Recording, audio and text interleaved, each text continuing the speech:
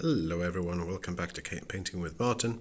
Today I'm actually looking at an expansion module for Karak, the board game, which is a board game unfortunately I don't have, but I actually have this miniature set. And the Karak, the board game, is actually set in a kind of like a D&D world, where it's actually a dungeon delver where you select your hero, you try to get through the dungeon, find some treasure, and hopefully get out of there alive.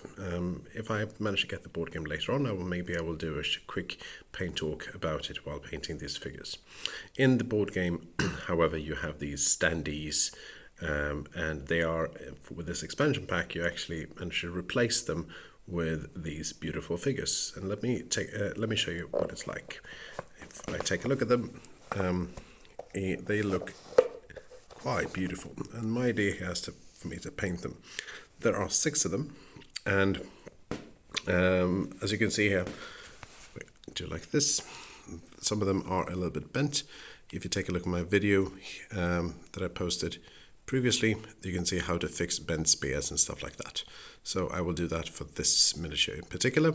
Otherwise, it's a really nice foam core or Eva core, or whatever you call it, yeah, foam core insert, and it also comes with these like rings in different colors that you can attach to the base of the miniatures to see that it's yours. It's really nice.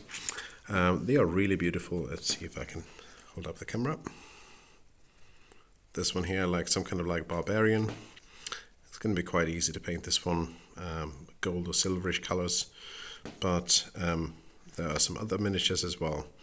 And I'm not going to paint them right now, I'm just going to give you a quick overview of what there is in the box. So, Karak, the board game, the miniature set. Take a look at it if you like Karak, the board game.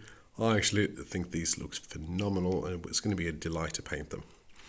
Until next time, thank you very much for watching. Please like, please like, share and subscribe if you like what I'm doing here.